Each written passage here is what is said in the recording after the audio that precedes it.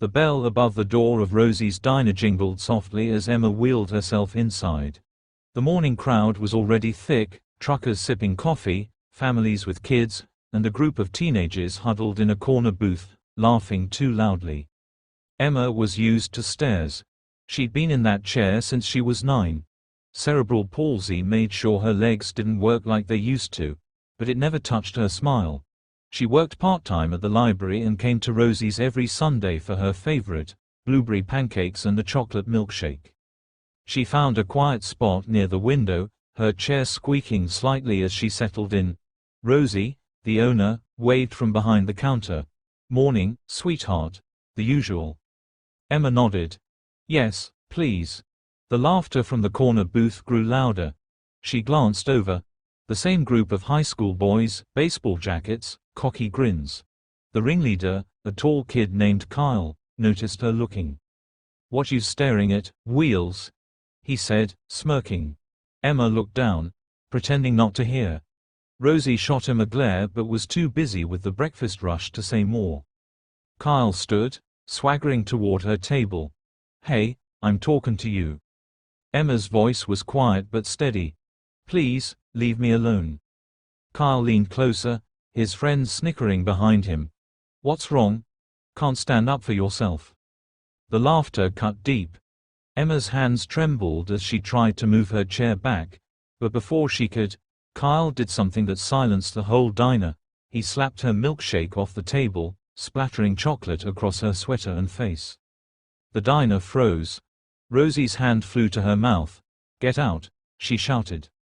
The boys laughed and walked out, the door slamming behind them. Emma's eyes glistened, not from pain but humiliation.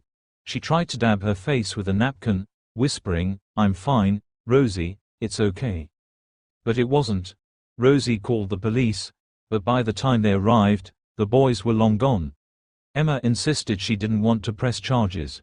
She just wanted to go home. An hour passed. The diner quieted again. Then, the bell above the door jingled once more, this time, louder. 5 men in black leather vests stepped in. The smell of motor oil and asphalt followed them. The leader, a tall, broad man with gray streaks in his beard, scanned the room. His patch read Iron Hearts MC. Rosie stiffened but offered a polite, "Coffee, gentlemen." The bearded man nodded. "Sure thing, ma'am." But first, he looked toward Emma's empty table, still stained with chocolate. "We heard what happened here." Rosie blinked. "How did you?" He held up his phone. "One of our boys' daughters was here. She sent us a video." The other bikers exchanged dark looks. "Where's the girl now?" "At home, I think. She lives near the library," Rosie said cautiously. The man nodded. "Good. She's safe."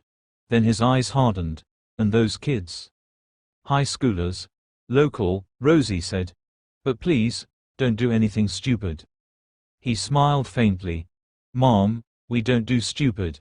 We do right." The bikers finished their coffee quietly. They didn't say another word, just paid, tipped big, and left. No one saw them again that day. But the next morning, the story spread across town like wildfire.